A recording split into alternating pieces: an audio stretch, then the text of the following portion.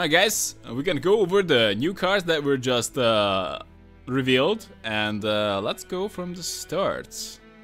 Starting with neutrals. So Portcullis, tactic special card, spawn a bronze or silver unit from your opponent's starting deck and boost it by 2.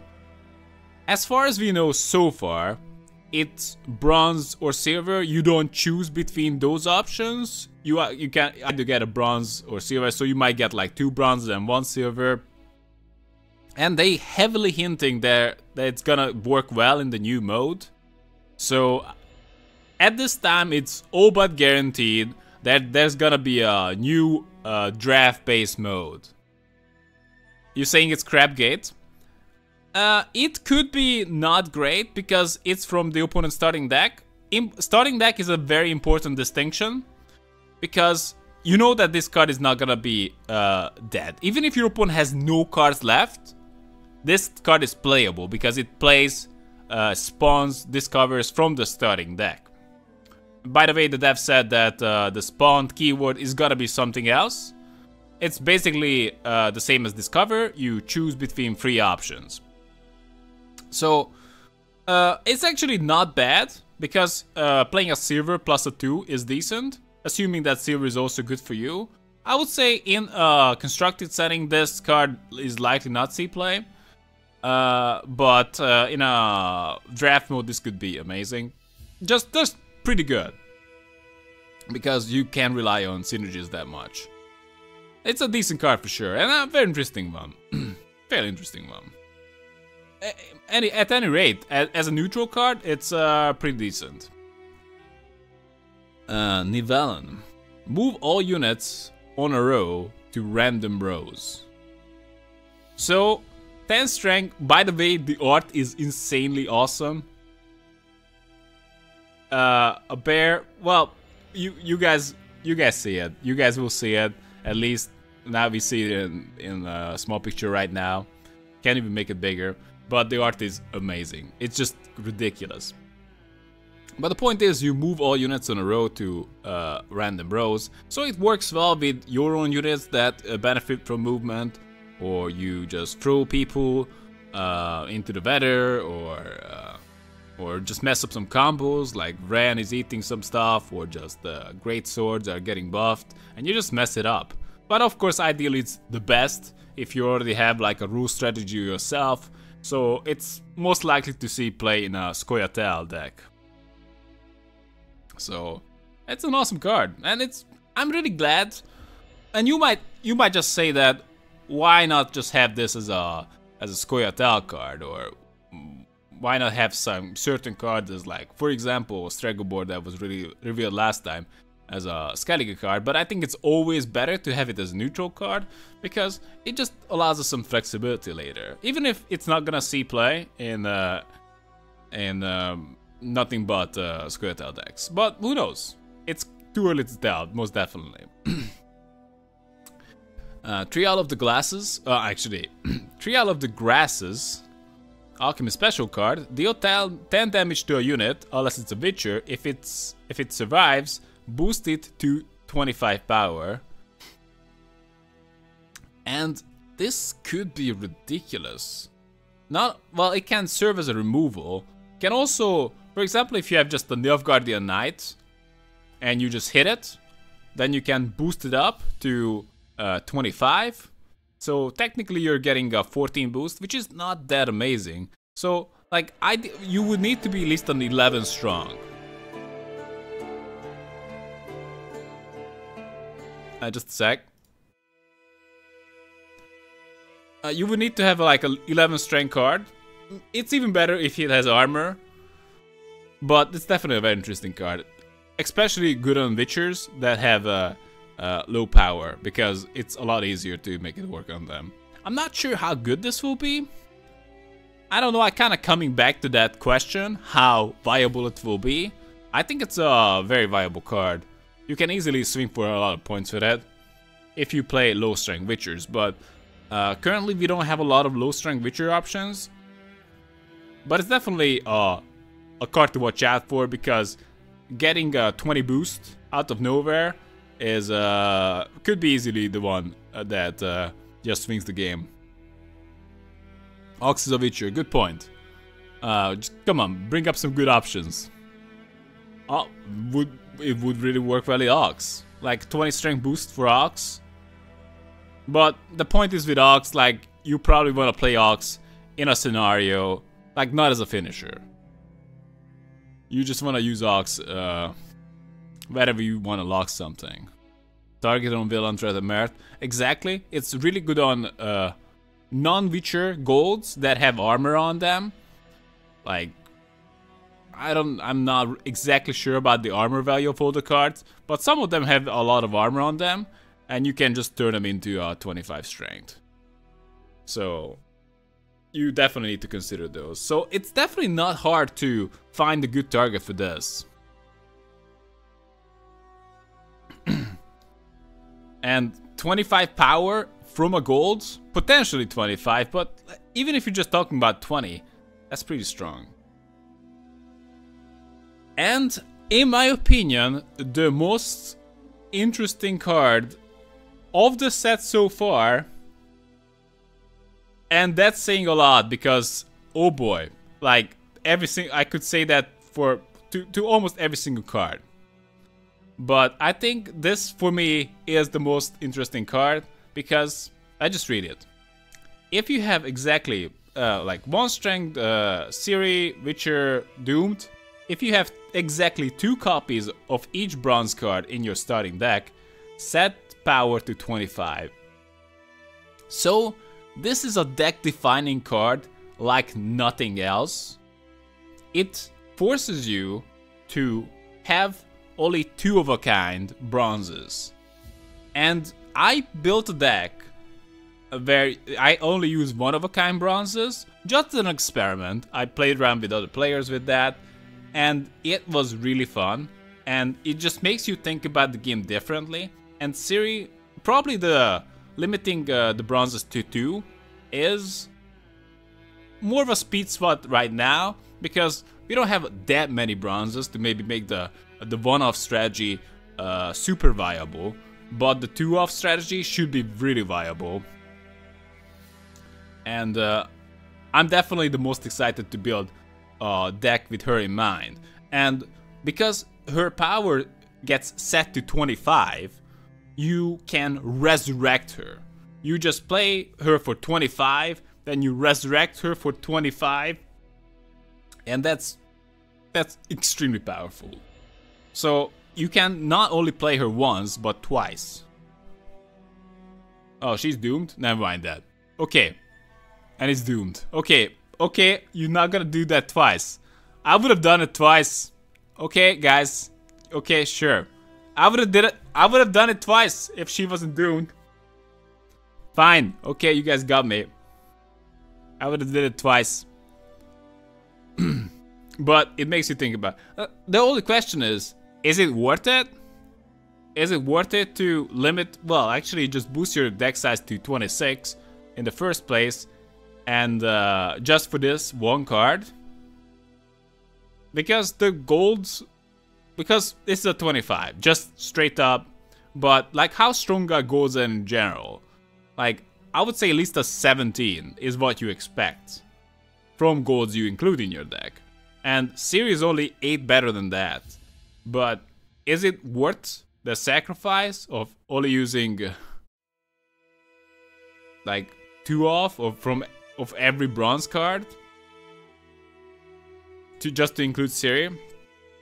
Because currently, up to this point, every card, every kind of meta was defined by mainly strong bronzes. Only the bronzes carry the decks.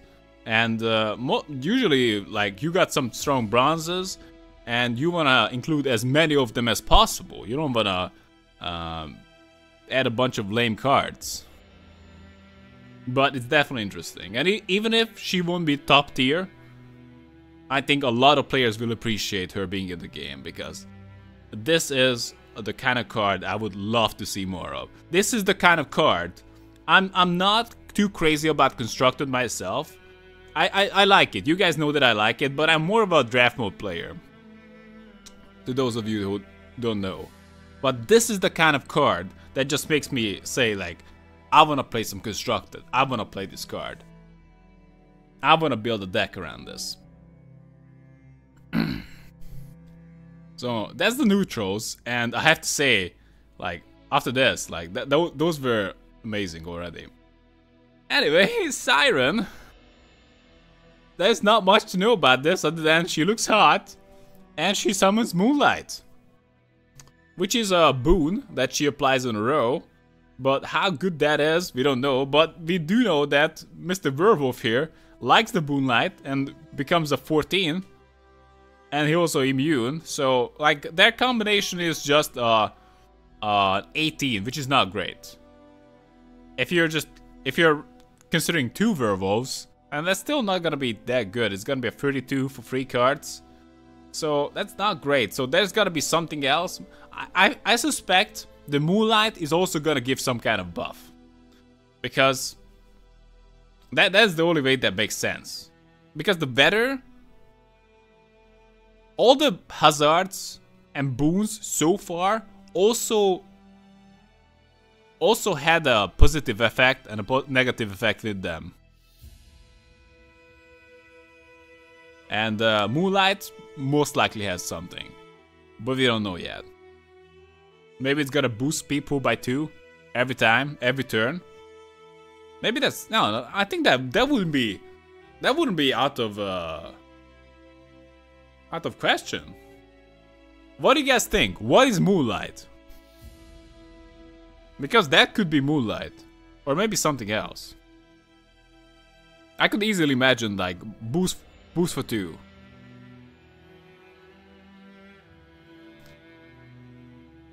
Anyway, let's continue with Ruhin, Insectoid Cursed. Strengthen all your Insectoid and Cursed units by 1 whenever they are. So, he is a bit like the Dennis Kramer of Monster Faction. If I'm right, I think he's called Dennis. The dwarf you pull out and he boosts all the dwarfs, actually strengthens all the dwarfs. But Ruhin also strengthens the Insectoids and the Cursed. And I don't think there's a huge overlap there. So it just makes him more flexible. And I think it could be good. Like, the thing is, obviously, Ruhin is a card that you want to play early. And it could be kind of hard, other than maybe... Well, also double cross if Ruhin is the highest card, that obviously works. But what else works reliably? That's kind of hard. You obviously want to play Ruhin early, and you at least want like you at least want to play 6 more units that get benefited from this. Get some benefit from the boost later. Ideally more. Anyway,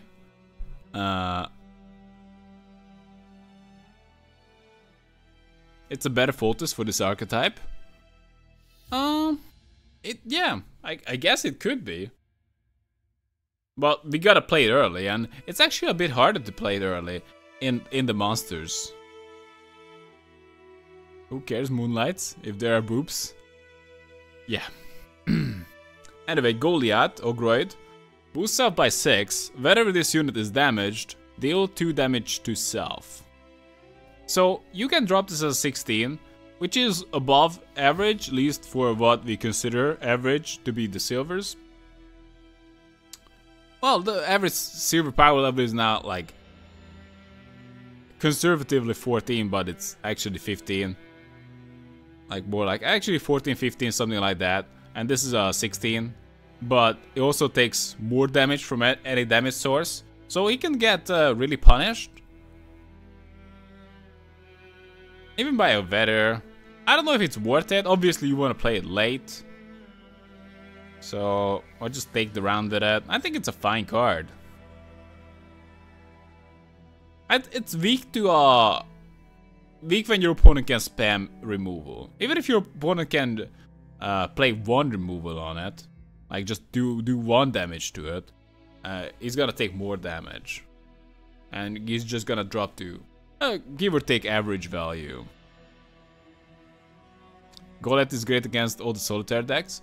Exactly. Goliath is really good against passive decks. He's a so-called passive answer to passive decks.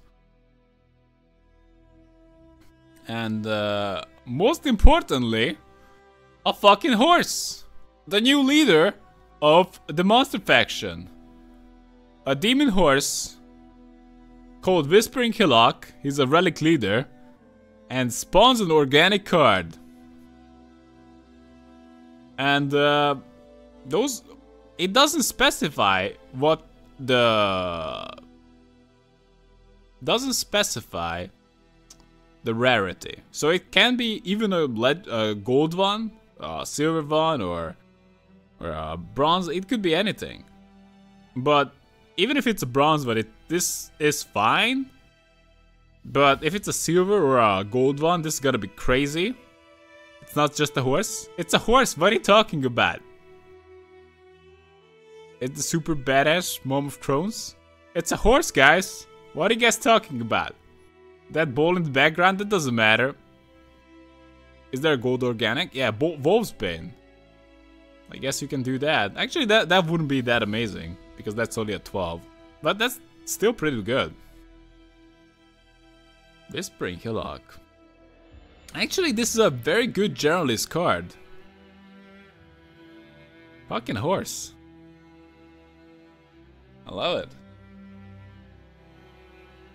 Energy leaders are kind of boring. What is... This is controlled RNG. This is limited RNG. You get a choice. This is not just like random stuff happens, you have no control. This is, you control the RNG. This is better than draw. Like, draw is just like happens, like 1 out of like...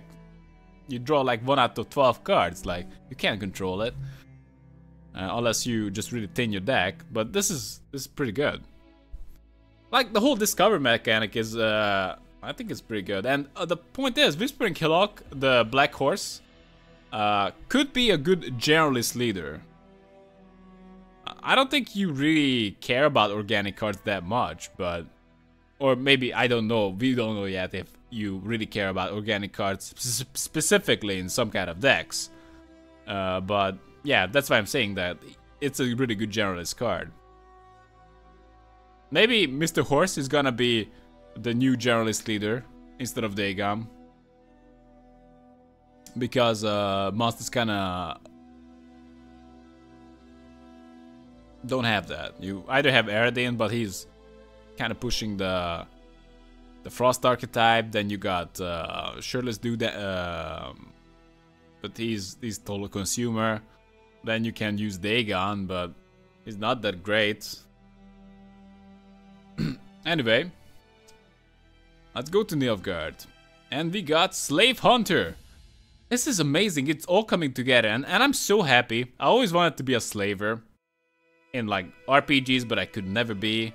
I could be a little bit, but not like a full-on slaver. But finally, my dreams are coming true. I can be like a full-on slaver. I can whip them. I can put collars on their necks and steal them. This is the perfect one. Anyway, charm is a new keyword. Basically, it's the same as muzzle.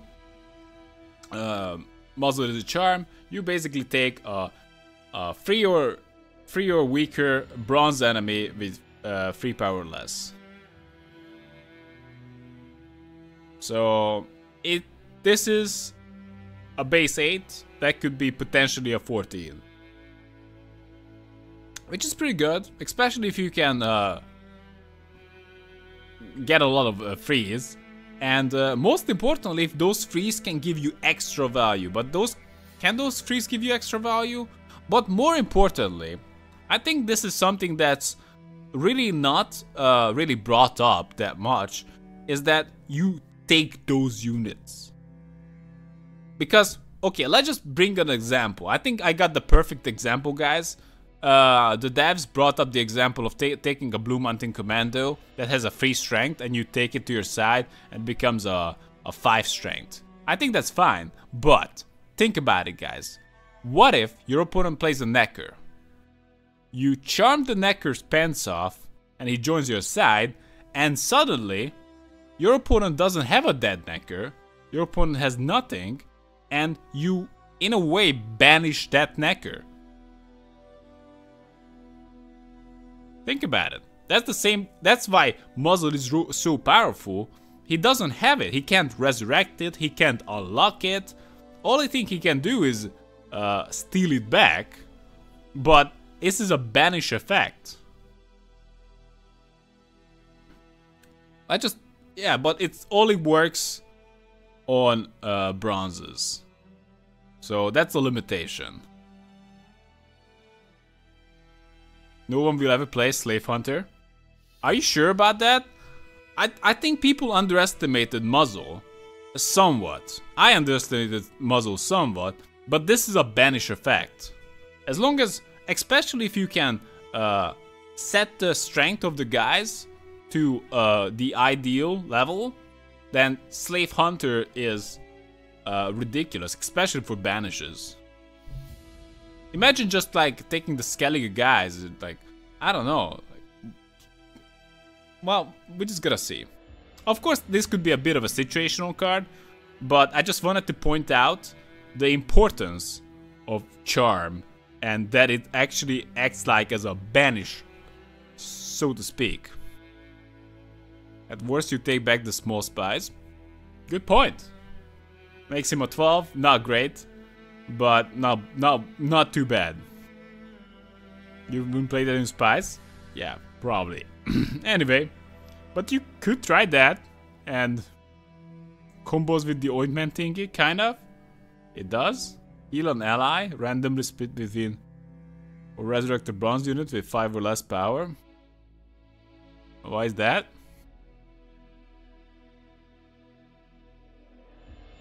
Anyway.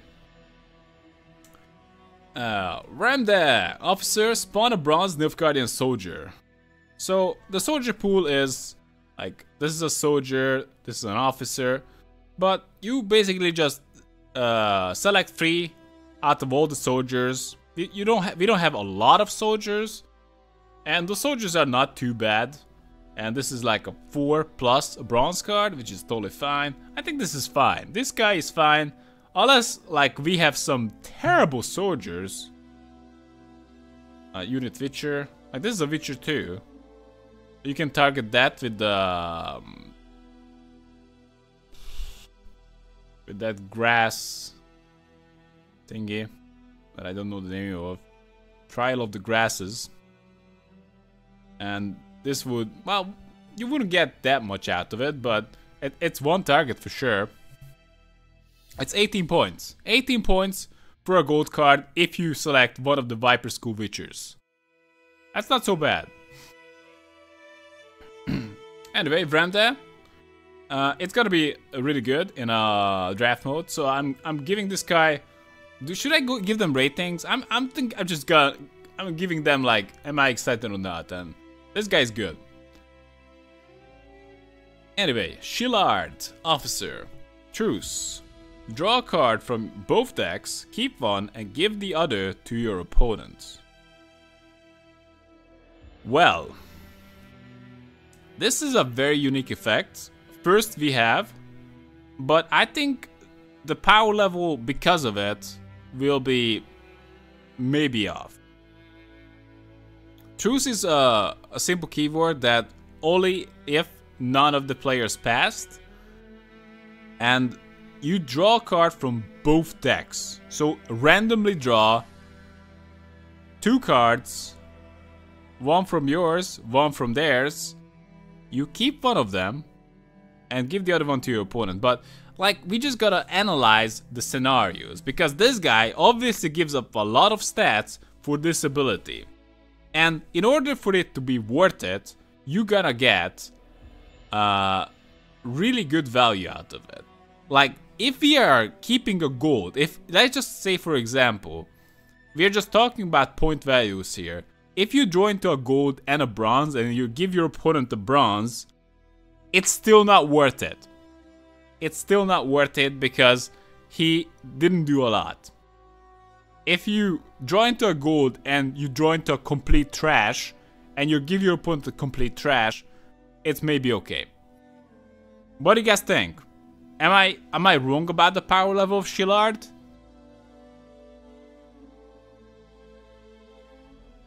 The scenario with Roach they mentioned on streams seems like the best case. Exactly. Best case scenario, you're drawing into a gold and the trash, and you're giving them the trash.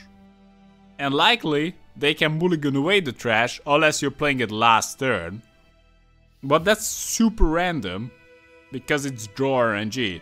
Likely, you're gonna draw into 2 cards that have similar-ish power level, and most likely you're gonna select your own because it synergizes with your own deck, giving your opponent exactly what he wants. So, or maybe taking his card, but that's less ideal for you, and giving your opponent a card that's less ideal for him. Best case scenario, Shillard, you are shutting down a specific win condition randomly. So, I don't know. Let's just say you're taking out the Dijkstra or something that just like really ruins their play. Like, how's that called? No Realm. Let's just go to no Realm. So this guy, you take out Vincent, destroy the armor of all units, then boost self by half the value destroyed. So if they're using Vincent to, like, they're using an armor strategy and they're using Vincent to get rid of the armor and get boost from it, and you randomly steal Vincent, then you're gonna be laughing your ass off like, what's up, you got an armor strategy, but you have no way to get rid of the armor. But that's pretty damn random. So, I don't know. I know some of you are really excited for Shillard, but I don't think this effect is good. Even in an arena, even in a draft mode. You will use it because you love the character. He saved the power difference for later rounds, potentially, and that is important.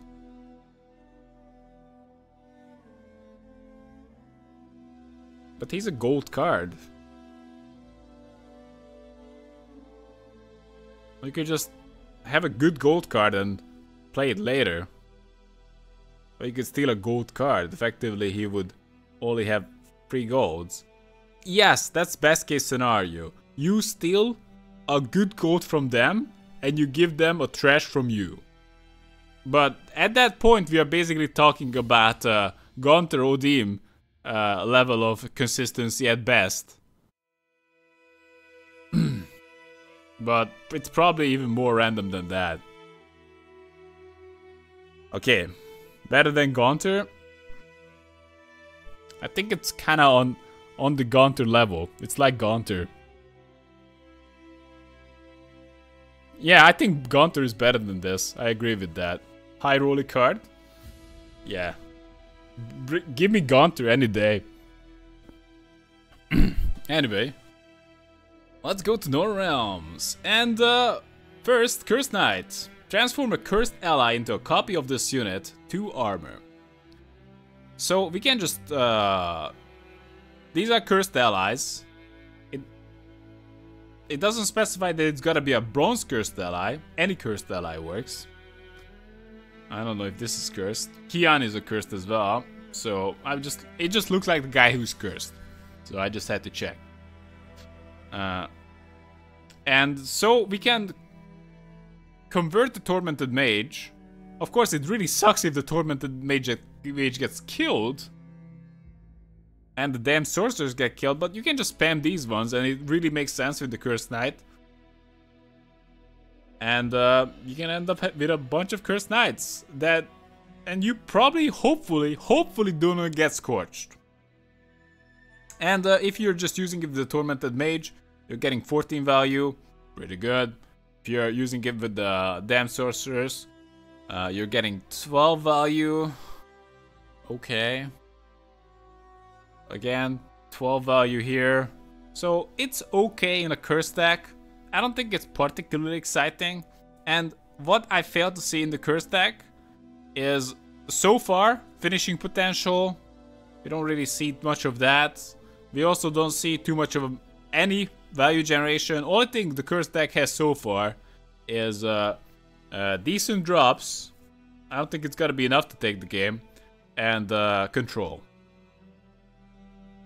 And keep in mind, we already know many of the options in the cursed deck, because this looks at 2 bronze spells.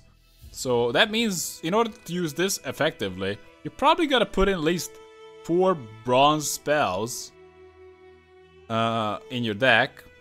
And run these as well, then run these as well. Then it's not gonna leave a lot of room for anything else. So how do you win the game is gonna be mostly left. Of course, what kind of spells you use kind of matters. But I'm not so sure if this cursed archetype is strong enough. At least by the current power level. It looks okay, but it's a situational archetype for sure. Kind of like the... yeah, it very much relies on like killing the guys. You can kill Iris. Yeah, actually, it transforms a cursed ally into a copy of this unit. Very good point. Pointed out that it doesn't have a limitation of a rarity, as I pointed out earlier actually. That you can transform Iris. And that's actually gonna make Iris a lot less popular, actually. An actual copy, like you can chain them. No. The other one will not have an on-play effect. That's for sure. Damn, Sorceress is really bad. It's a 11 strength unit. It's a conditional 11 strength unit. Like, the reason why this could be good is if you're getting further value from that 7 strength. 7 damage. But that is not a guarantee by any means. And it's also slightly conditional too. Anyway, next we're checking out Wonder Grift, Cursed Cadvan Soldier, who is a 7 strength, damage everybody by 1. How's that called? I think we have like a big ballista. I don't know how it's called in Nilfgaard that nobody uses, and it doesn't even damage everybody by 1. 7 strength, damage everybody by 1, and apply Ragnarok on everything if a unit is destroyed on that row. I don't know. I'm calling like this guy is fucking broken. This guy is hefty health. Good po- yeah. Thanks for that. Likely this guy is crazy good, because even in a long round, bear with me guys. Only problem with the Ragnarok is that you're gonna apply it a little bit later, but let's just say it's a long round. You and your opponent used up a lot of options. Let's just say your opponent has like 8 units on the board, and you just kind of maybe like a little bit weakened it up as well. Let's just say like you play this for 7, you do 8 damage, you kill 1 unit only, and you apply Ragnarok on the row. So you did 15 damage plus applied Ragnarok. That also hit him for 2. At that point, you did 17 with 1 guy, and he has to deal with the Ragnarok. And he might just go clear sky. Actually, it's probably better that your opponent doesn't have the option to Ragnarok, just clear sky the entire board. It's actually a good thing. Even if you kill 1 thing on 1 row, this is fine. It's just really good in a long round. So I think we gotta see this guy. This is bad in a short round 3. This is good in a long round with a lot of units. Imagine like your opponent just playing 2 Cilianu Harpies on 2 different rows, and you just early Wonder Grift. You do only 13 damage, but apply 2 Ragnaroks, and that's the game, right? I don't know. I think we gotta see this guy. It's definitely one to watch out for, because if it's a long round, you gotta see him. Because look at this. It's a guy with 7 strength, that damages everybody by 1, which is again a very respectable effect. If it just did that, this guy would be... I wouldn't really think too much about it. I would say like this guy is like, okay, like it may be a little bit underpowered, slightly, but it's not too crazy. But then he does Ragnarok too. Like what the fuck? He's just good. Only play around him is it's just trying to go for a short round 3. But obviously he's gonna be played earlier if that is the case. And try to dictate the game. Anyway, Ada, leader cursed, spawn a bronze or silver curse unit. A bronze or silver, worth saying, so no Kian for you. So you can just think about some other curse units like Vincent. But it's randomly chosen, so it's not from your own deck. And because it's fine. Even if you get a bronze one, you're fine. If you get a silver one, you're okay as well. I think this is a decent leader. The only concern here is that the cursed units seem to be very combo heavy. So this only makes sense with spells. This only makes sense with other cursed. This only makes sense with other cursed again. This only makes sense with an armor archetype. So yeah, like they are situational. None of them are just really like, hey, what's up? I'm pretty good on my own. We don't really see that. So she still needs to be the one. Yeah, she still needs to be limited to cursed archetype most likely. Whereas it's pretty likely that you're gonna end up with a dead card. But this is fine. Getting a 6 over a bronze is totally fine. If you get a bronze, that's fine. If you get a silver, that's great. And I think Ada is pretty well balanced.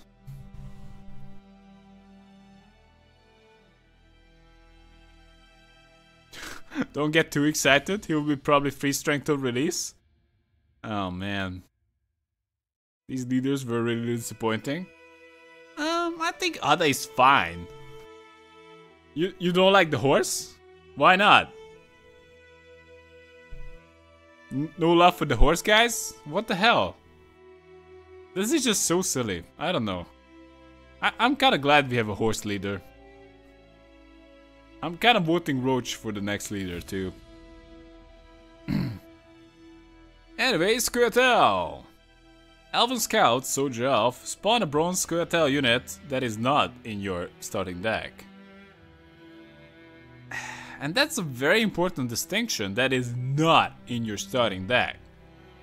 So you cannot get units that you think is good, because you're gonna put in units that are good, and you're gonna get units that are probably not good, or at least less ideal. I don't know, this could be okay. But if you're especially in a draft mode, oh wait a second. Am I wrong? Spawn a bronze scoia'tael unit that is not in your starting deck. Does it just, okay.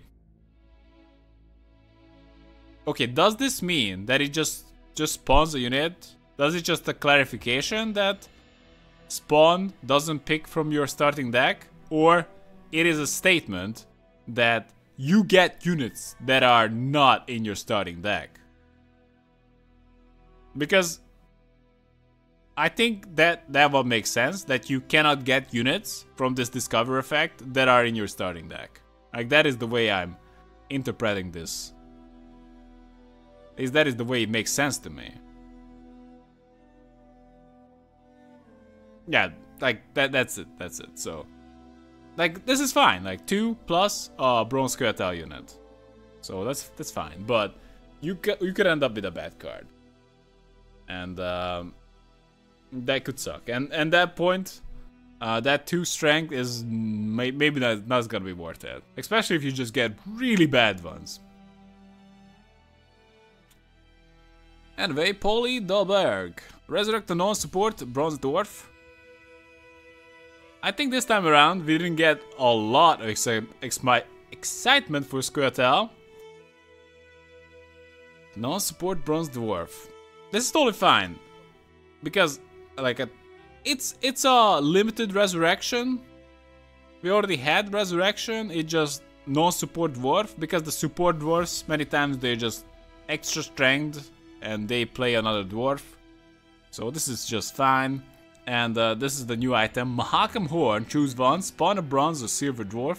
Or strengthen a unit by 7. Well, I think this is probably the weakest card that was revealed right now. Because a silver card that discovers a bronze or silver dwarf, probably not that great. Of course, if you just wanna have it just for the whole discover effect. And the second effect of strengthening a unit by 7.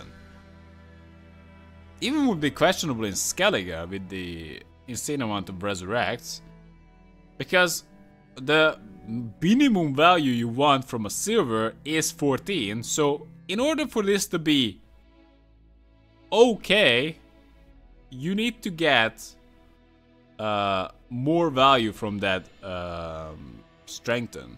The way it was suggested in the dev stream is that you strengthen a resilient unit that stays on the board. Then let's just say that unit dies. Not sure how, but let's just say that unit dies. Because the thing is, if you just get the value from it twice, it's not worth it. It's just purely not worth it. You need to get value from it 3 times to be worth it. But that makes no sense, because let's just say you strengthen a unit that you played first turn, then it gets carried over, but you cannot resurrect it again for it to get carried over. If you want to resurrect it again, then you only can do it 3rd round. And at that point, it's probably not worth resurrecting a resilient unit. Or maybe barely worth resurrecting a resilient unit. You ideally want to resurrect something that's not a Mahakam defender that has like 12 strength, but you want to resurrect something better.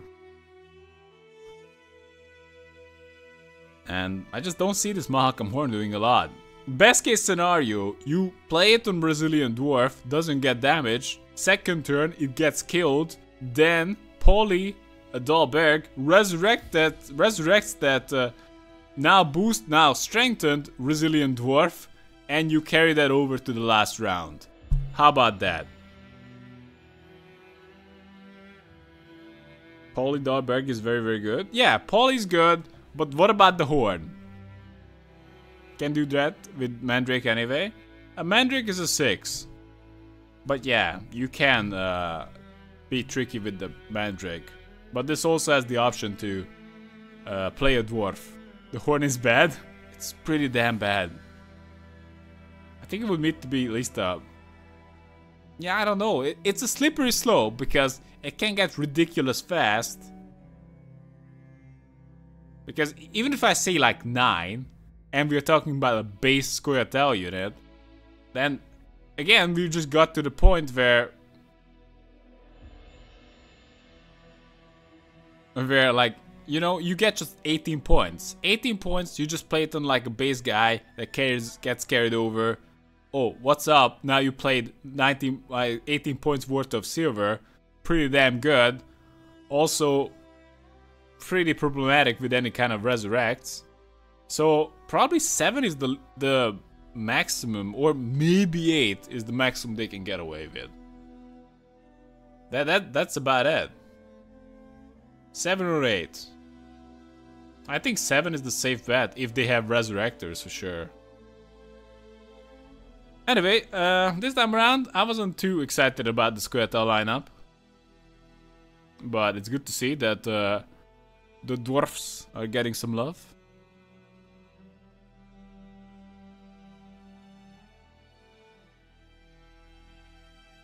Anyway, Skellige.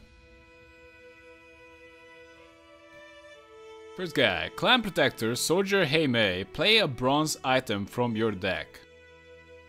Worth noting that this is not a spawn. This is not a play random. This plays.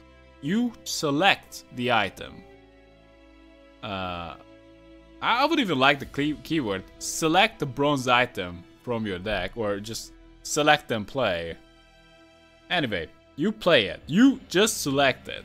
So whatever items are in the deck that you like playing. So, for example, you can play Bronze Talisman. You can get Protector plus a Bronze Talisman to resurrect the beast. Probably not worth the fuss. We can just play other bronze items only, so this is not one of them. Anyway, like, it's always good to have plus points, plus something. And this is not random, so those of you who just like always says, "Oh fuck, random again." It looks like a fine card.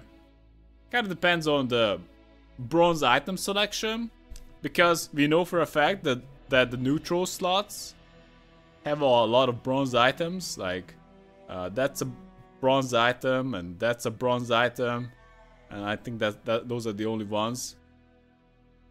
And that's about it. And for that, this unit might need to be like, yeah, no random, just to make it okay. Anyway, we'll see.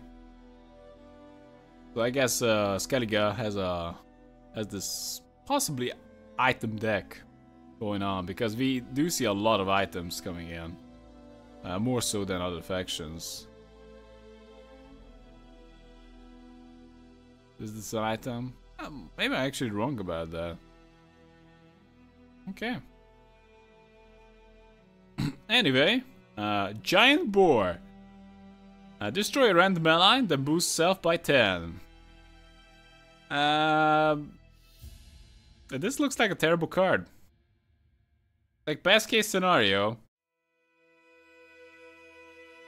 you destroy something that has 1 power. How it came to be on the board with 1 power, we don't know. But then you get a 16 difference.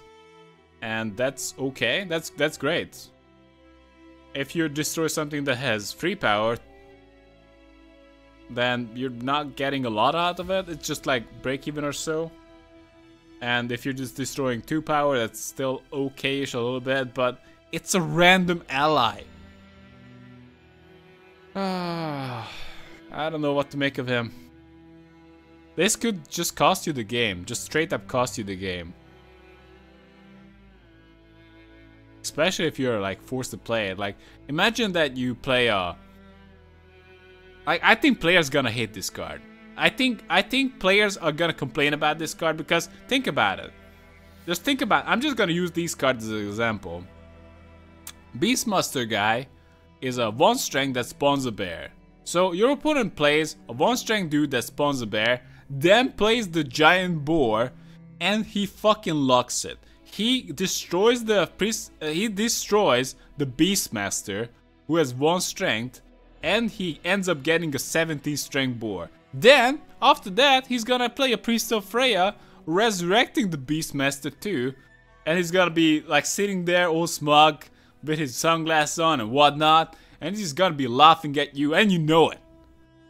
So, but if it happens to his other guy, the bear, then what's up? He just lost the game. So I don't know. The only thing that's gonna work against this giant boar is that probably no one's gonna risk it. But if people gonna risk it and they're gonna luck it, then you might have some losses that you're gonna be salty about. Who knows? It's not that insane if it works out, but it's pretty damn good. You just did the math. You need over 40k scraps to get all the new cards. Are we Hearthstone now, boys? I think they could have really just worked on these rarities. Look at that. Okay, that's a good good point to bring up. Like, we don't see any like gold cards with lower rarity. I think they just like really got rid of that. Do we even see bronze cards that are common and not rare? I don't know. These are all rare. Every single one of them. Every single bronze card is rare. Of course, all the silvers are epics and all the golds are legendaries. But all the bronzes are rare too. Not a single one of them is a common. I guess even if it's not gonna be a concern right now, it could be eventually a concern. And I know many players care about it deeply.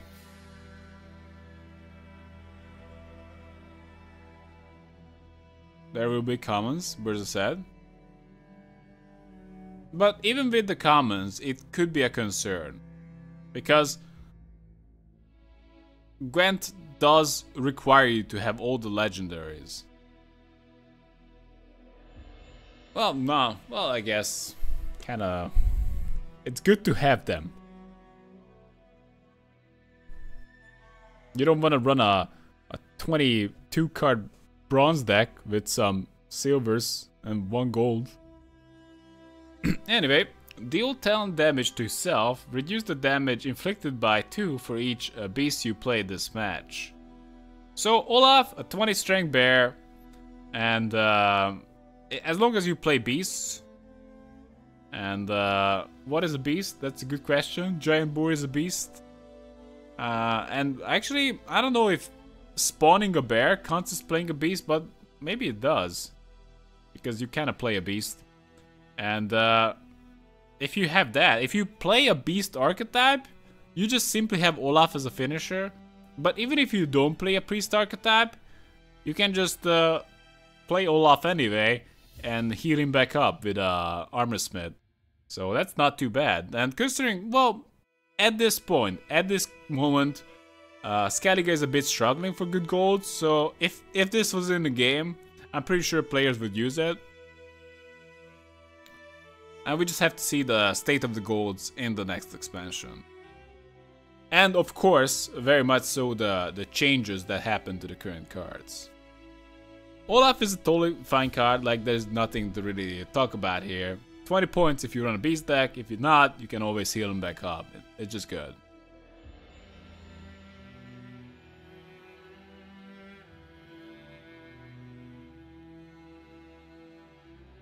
Anyway guys, this might be it for now. Look at that, we are covering most of the cards. we know more of the cards. Yeah. Only a few left. We know about the majority of them. Actually, we are lacking the most bronze neutrals so far. Interesting that they left the commons for last. I would have loved to see those. Anyway, guys, I think I'm just... Yeah. I think that's it for now. So, tell me what you think.